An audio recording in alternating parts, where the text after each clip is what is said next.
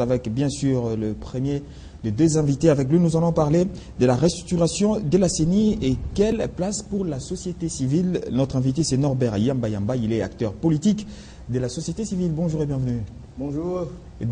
Déjà satisfait par le fait que la société civile intègre finalement le bureau de la CENI? Écoutez, je m'excuse beaucoup. Moi, je n'aime pas réfléchir en termes d'intégration de telle couleur à telle autre couleur, etc. Je me pose la question sur ce que peut représenter la configuration d'une structure qui a une imbrication incidentielle sur la population. Et dans cette configuration, si on ne tient pas compte d'un certain nombre d'éléments, on tient compte simplement de l'intégration des individus par rapport à ça. Moi, je crois qu'on n'aura pas résolu le problème. Écoutez, allons-y lentement. Pourquoi la Commission nationale, la Commission électorale nationale indépendante? Vous savez que dans des pays, dans tout le pays du monde, l'institution ou la structure qui a la responsabilité d'organiser les élections, c'est le ministère de l'Intérieur et de la Sécurité. C'est le ministère de l'Intérieur. Mais lorsque dans un pays, il y a des suspicions, dans un pays, il n'y a pas une confiance mutuelle entre les acteurs politiques, dans un pays où il y a une crise politique, on a tendance à vouloir rechercher une institution de facilitation indépendante, technique, qui s'occuperait, n'est-ce pas, de l'organisation des élections pour rassurer les uns les autres. Parce que les acteurs du jeu, les joueurs du jeu, ce sont les opérateurs politiques. Et lorsqu'ils ne s'entendent pas, il faut chercher une force neutre.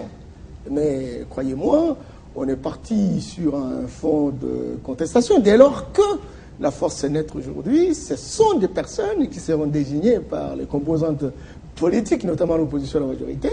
On disait que non, il fallait ajouter la société civile. Moi, j'ai dit oui, il faut ajouter la société civile. Mais attention, attention, attention. Lorsque on ne veut pas comprendre ce que peut représenter le fonctionnement ou la gouvernance dans un État, on risque de commettre des erreurs, parfois techniques et très professionnelles. Regardez, mon cher ami, la société est faite de plusieurs composantes. Et vous avez là une sorte de capital social entre les acteurs étatiques, ceux qui gouvernent la République, du pouvoir central jusqu'au pouvoir local, avec les différents services bien reconnus. Vous avez le parti politique, les différents partis politiques. Vous avez la société civile.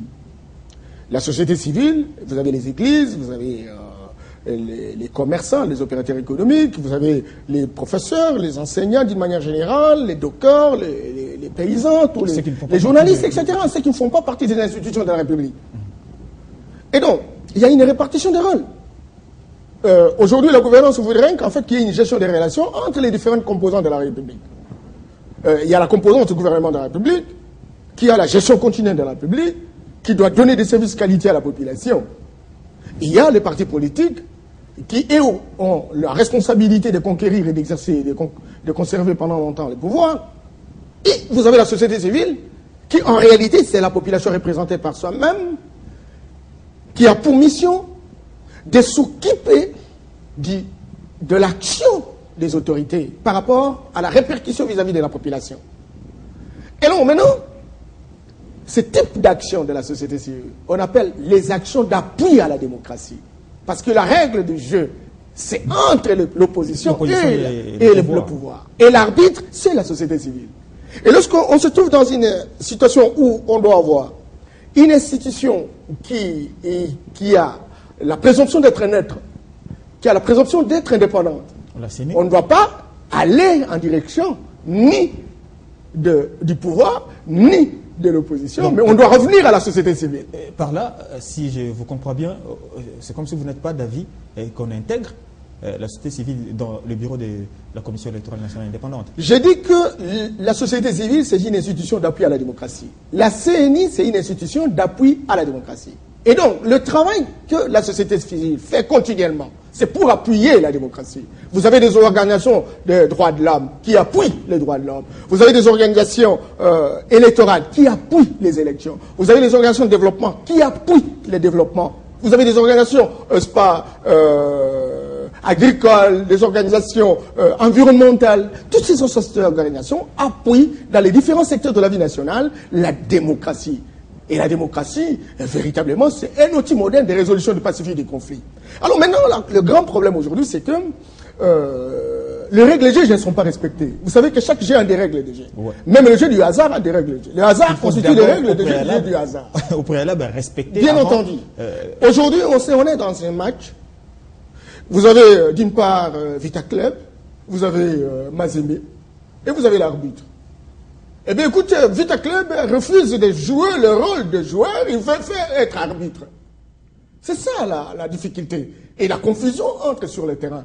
Et si les hommes politiques congolais avaient la conscience de ce que représente l'ampleur des problèmes de notre peuple, l'ampleur de la pauvreté, avec tout ce qu'il y a comme mutation aujourd'hui sur le plan international, je crois qu'ils auraient vraiment la bonne volonté de comprendre que la société est faite de répartition des rôles. Et qu'aujourd'hui, plus que jamais, c'est la société civile qui pourrait faire office naturellement d'animateur, n'est-ce pas, de la CENI. Mais quand cela n'est qu'à nous venir dans une société où l'intérêt général n'est pas privilégié, où tout le monde veut naturellement, n'est-ce pas, gagner gain de cause ici facilement, j'en suis beaucoup. Parce que la CENI aujourd'hui devient un endroit où on peut se taper facilement de l'argent, surtout que chez nous il n'y a pas d'inspecteur. Un organisme de droit public. Et il faut entendre, j'ai entendu les députés vous dire qu'il y a des gens qui vous touchent 25 000 $, des directeurs de cabinet avec 7 000 $. Même plus de 0 à 2, ce n'est pas encore suffisant, certes, mais ça ne vous satisfait pas non plus. Ça ne me peut pas me satisfaire, parce qu'on va revenir à la case de part. Regardez, l'institution de la Commission électorale indépendante de 2006, il y a eu même le président qui est ici de la société civile. Dès lors que le politicien était nombreux, il était absorbé. Vous avez l'organisme de Haut Conseil de la République, le Haut Conseil audiovisuel, des médias. Mais écoute, il y avait la société civile à la tête. Il faut regarder cette configuration de différents organismes d'appui à la démocratie en 2006. Tous ces gens font partie aujourd'hui de la majorité. Donc, selon vous, la société civile devait être en grand nombre que les deux autres composantes. C'est la société civile qui aurait pu piloter. Et si l'on voulait naturellement qu'il y ait une surveillance de ceux qui sont censés être des acteurs, à ce moment l'opposition et la majorité, on aurait pu mettre, n'est-ce pas, un ou deux personnes par groupe, par groupement politique, pour qu'on voit ce que les techniciens de la société, pas n'importe qui. Il ne faudrait pas qu'aujourd'hui, que la CENI devienne l'objet de convoitises à la fois de ceux qui sont au pouvoir, qui ont raté les élections, etc., et qui pensent qu'on gagnerait plus, parce que c'est là où il n'y a pas de contrôle et que les gens peuvent s'enrichir facilement. Vous pouvez imaginer, on n'a pas l'argent pour organiser les élections locales, provinciales, etc., mais les gens qui vous touchent 25 000 $, 20 par mois, et personne n'a fait le contrôle, personne n'a fait l'audit. Et ça, c'est très grave. Et alors maintenant, tout le monde devait quitter son parti politique. Parce qu'écoutez, lorsqu'on est député, même s'ils sont allés dans les propositions jusqu'à 13 000 $, etc.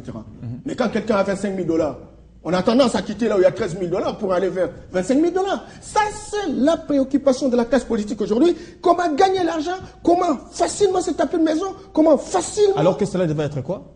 Ben écoutez, il fallait choisir des personnes véritablement indépendantes au sein de la société civile. Il y en a des hommes crédibles, des hommes qui craignent le ridicule. Et qui sont-ils maintenant? Eh bien, ces personnes-là existent dans les différentes composantes de la société civile. Il faut le rechercher. Ils sont rares, c'est vrai, mais on peut toujours en trouver. Ça, c'est important. Alors maintenant, voilà, même si on a prévu des membres de la société civile, vous allez voir. Et il faut avoir des acquaintances avec la mouvance, il faut avoir des acquaintances avec l'opposition, etc. Et ce sont ces personnes-là qui seront choisies, même s'ils n'ont pas le background, même s'ils n'ont pas la moralité nécessaire. N'est-ce pas là une ouverture pour cette société civile de se tailler un chemin jusqu'à conquérir finalement? Ce n'est pas un don, ce n'est pas un cadeau. Il s'agit d'une question de repartir les rôles dans la société. Lorsqu'on veut être un pays émergent, il faut tenir compte sur la gouvernance. Et la gouvernance, c'est une bonne gestion des relations. Parce que c'est de cette relation qu'intervient des installations dynamiques pour permettre la performance de nos institutions. Et on a besoin naturellement d'avoir des personnes qui sont capables de dire « Hé, politiciens, arrêtez-vous. Voilà ce qu'il faut faire. » Mais attention, le résultat, ce n'est pas simplement ceux qui font partie naturellement de cette commission. Il faut s'interroger sur l'indépendance de la justice, il faut s'interroger sur le profil de la classe politique que nous avons, les motivations de la classe politique. Si c'est une classe politique patriote, qui a le gain facile, qui a besoin essentiellement qu'on voit et on s'est enrichi comme les Mobutistes l'ont fait à l'époque, etc. À ce moment-là, vous n'aurez pas de résultat. En vous entendant parler, c'est comme si cette société civile serait également divisée déjà. Non, je ne participe pas au raconte de la société civile. La société civile est plurielle. La société civile est plurielle. Elle n'est pas pluraliste. Mais beaucoup de sociétés civiles aujourd'hui sont devenues pluralistes, simplement parce qu'il y a des sociétés civiles qui visiblement sont inféodées pour le groupement politique. Et ces groupements politiques, ce sont qui visiblement assurent le pilotage, le leadership des différentes sociétés civiles. Et qui de ces sociétés civiles-là va faire partie du bureau de la CENI? Eh bien, écoute, d'abord, je ne suis pas d'accord avec les nombres. Parce que regardez ce qui s'est fait en Guinée. Lorsque les acteurs politiques ne s'entendaient pas, on a mis en place la commission électorale nationale indépendante. Mais ils ont fait quoi? Ils ont appelé un général à la retraite du Mali. Parce qu'on estimait qu'il avait la crédibilité nécessaire, bien qu'étant d'un autre pays. La commission électorale indépendante doit jouer le rôle technique pour rassurer les uns les autres. Elle est au milieu du village et qu'elle est capable de porter les aspirations et les intérêts des uns des autres. Mais si la commission électorale vient jouer le rôle d'une caisse de résonance d'un groupement politique, on est parti, on n'est pas au bout du tunnel. Alors maintenant, la société civile aujourd'hui, cette société civile, c'est vrai qu'à l'intérieur de la société civile, il y a des personnalités. Mais écoutez, c'est pas le fait d'aller à la rue, c'est pas le fait de crier. Aujourd'hui, la question managériale, c'est une question fondamentalement technique. J'allais même dire très scientifique. Et ce n'est pas n'importe qui peut prétendre. Vous avez vu les difficultés. Vous avez vu même les difficultés lorsqu'on a géré la commission électorale indépendante. Vous avez vu même à un moment donné, quand le président préside les réunions avec les partis politiques, il croit qu'il est président. Ah mais non, la CENI, c'est un organe de facilitation. C'est justement parce que pour assurer les uns les autres, on est là pour faire la médiation. Mais il y a beaucoup de choses, des présomptions qui ont pesé sur le bureau de la CENI simplement parce qu'elle prenait parti. Elle est en train de faciliter, elle est en train de diriger une réunion, de modérer une réunion, c'est même pas diriger. Elle veut recueillir les avis et considérations des uns des autres pour prendre des options, pour arrêter un calendrier. Mais il dit, non, moi, je dis non. C'est manquer d'intelligence. Non, c'est très fort. Mais c'est en fait manquer d'approche de la méthodologie. J'ai entendu que certains d'entre eux ont fait les enseignements de résolution, médiation, résolution, gestion pacifique des conflits, etc. Mais je n'ai pas trouvé cette expertise dans la manière de gérer et de rassurer les uns les autres. Donc vous serez de ceux qui pensent qu'il faudrait changer complètement le bureau de la CENI. Mais c'est la honte pour la CENI. La CENI a fait la honte. La honte pour notre pays, la honte pour notre génération, la honte pour l'élite intellectuelle. Regardez le degré d'immensité d'intelligence qu'on retrouve au sein de la CENI. Regardez les résultats. C'est la honte. J'ai horreur de me poser la question sur la valeur ajoutée, la plus-value de ces créateurs. Et maintenant que la société civile y est incorporée?